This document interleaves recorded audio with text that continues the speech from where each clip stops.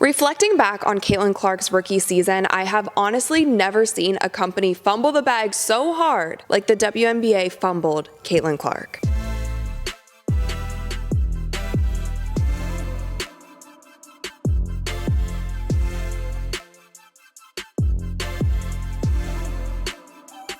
What's up, you guys? I'm DeMita, and welcome to the Courtside Club. Just last night, the Indiana Fever were eliminated from the WNBA Playoffs. They lost to the Connecticut Sun, and for all of you who tuned into my live watch party last night, thank you so much. I had so much fun, and I definitely want to do more live streams like that in the future, so stay tuned for that. But with the Indiana Fever's season ending last night, it was such a bittersweet end to a phenomenal rookie season that Caitlin Clark had, and it honestly got me to just reflecting on this season. And it sucks that so much of it was riddled with so much drama and so much negativity and so many mishaps that the WNBA had throughout the entire season. And after this game in the post-game conference, Alyssa Thomas came out once again talking about the negativity that Fever fans and Caitlin Clark fans have been spreading this entire season, and here is what she had to say. She said, "Honestly, it's been a lot of nonsense. I think in my 11-year career, I've never experienced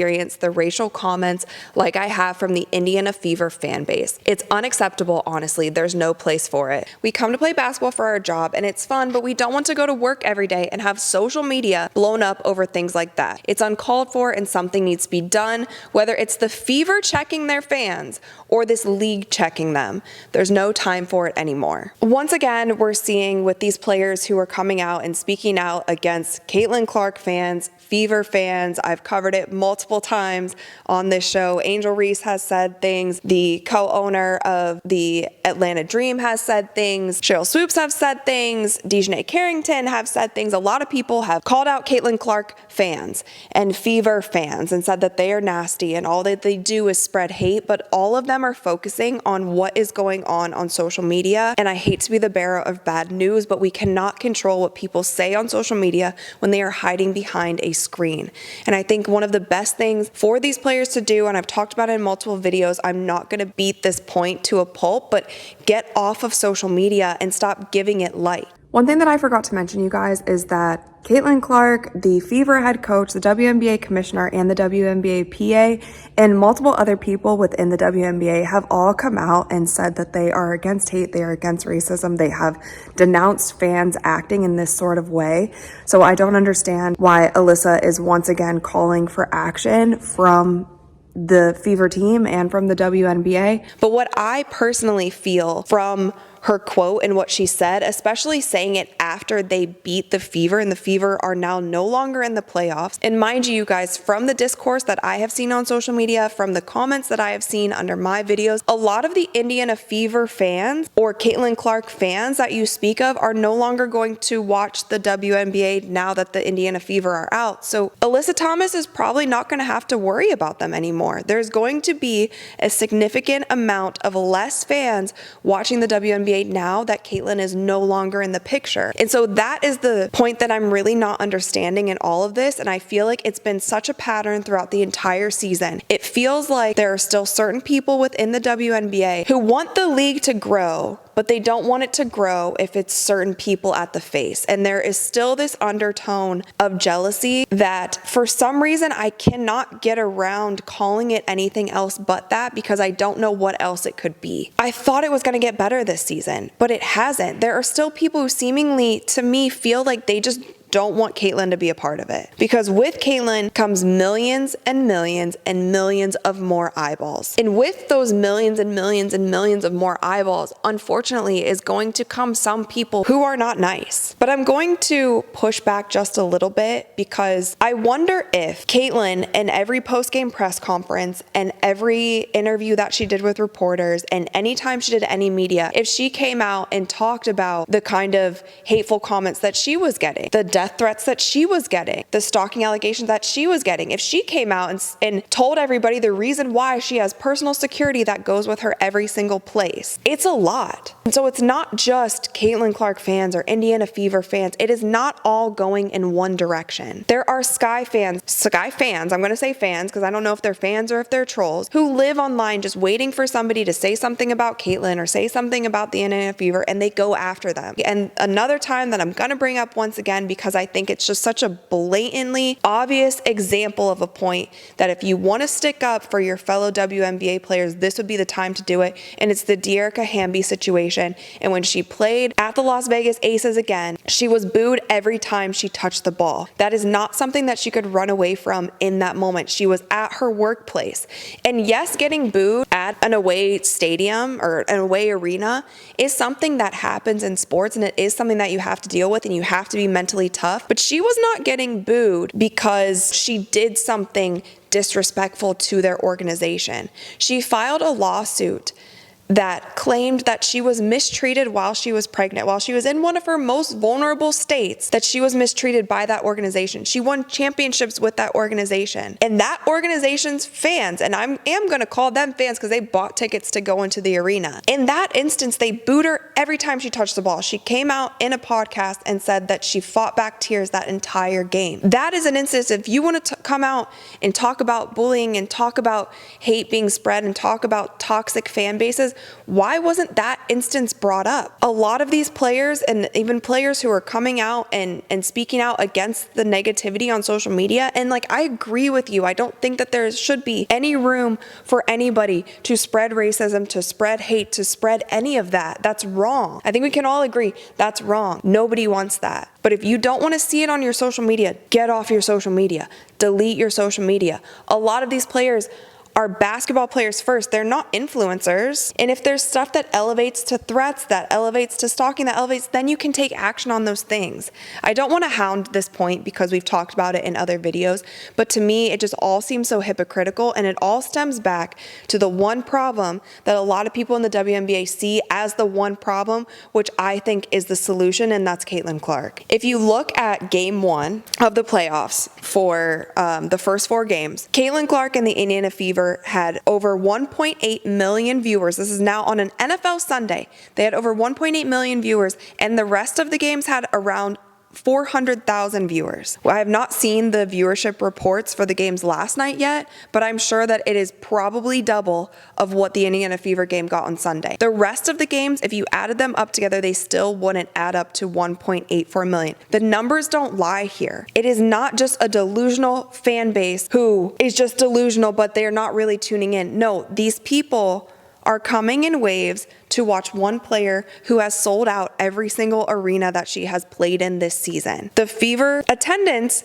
is 200,000 more people this season than any other organization. The Liberty is next at 400,000. 200,000 more people came to watch the Indiana Fever than any other team in the league. The second best was 400,000. These are numbers when people talked about at the beginning of the season, a high tide lifts all boats or whatever, basically.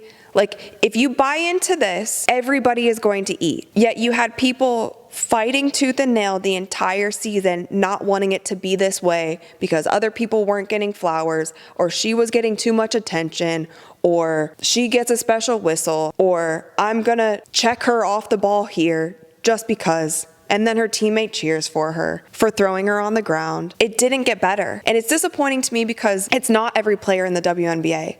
And I'm sure that there are many players who are happy to have her in the league. And it's like, if it was my league and somebody was coming in and bringing millions of people, like, I would be excited about that, because you know what? That's a chance for me to impress millions of people who weren't watching before. And there's a lot of women in this league who don't have that kind of envy and jealousy and this kind of like secret club mentality that they only want certain people to be a part of. I'm speculating on all of this, but when you connect the dots, that's what the mentality seems to be from a lot of people, unfortunately, that have held back the entire league. And so that's why I think when we now now we're seeing comments of people saying, well, it's been real, WNBA, I'm going to go back to watching football now. Like, I'll be back when Caitlin plays again, or I'll be back when the Indiana Fever play because now I'm an Indiana Fever fan. There was a moment here that I think if the commissioner, if she would have been brave enough to put her foot down and be like, hey, you know what? We're leaning all the way into this. And I'm sorry if you guys are upset about it, but we're going to lean all the way in because I believe that this is going to help everyone. We're going to lean all the way in because this is a great player and she's bringing so many eyeballs to this league that we have deserved to have for many years. And now we have them. So all this other crap, cut it out.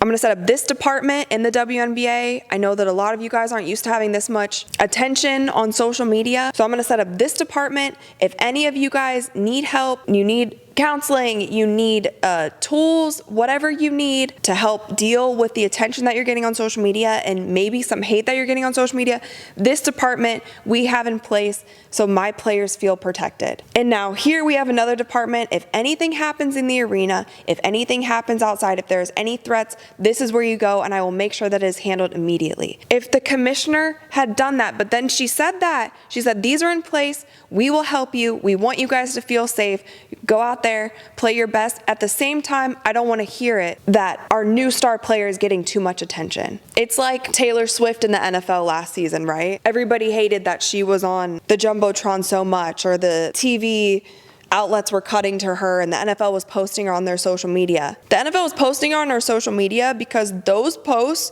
were getting 5 times the engagement of other NFL posts, whether you guys liked it or not. And it also brought in millions of women to watching the NFL. The NFL never once backed down and was like, yeah, you know what? You guys are mad that we're posting Taylor, so we're just gonna not post her anymore. No, they tripled down. They said, deal with it. It's actually helping our product. I feel like the WNBA fumbled this season on a lot of levels, unfortunately. And I think it does suck for the players who have stayed out of the drama, the players who have gone out there and played hard every night. You know, Nafisa Collier, who goes out there and her game last night and scores 42 points in a playoff game. Yet now we have people not wanting to watch the WNBA because there are other players who want to say slick things and play dirty and this and that. I do feel bad, and I hope that next season it gets cleaned up because we're gonna have more young superstars coming in the league. Like, we can't have this kind of jealousy, pettiness towards them.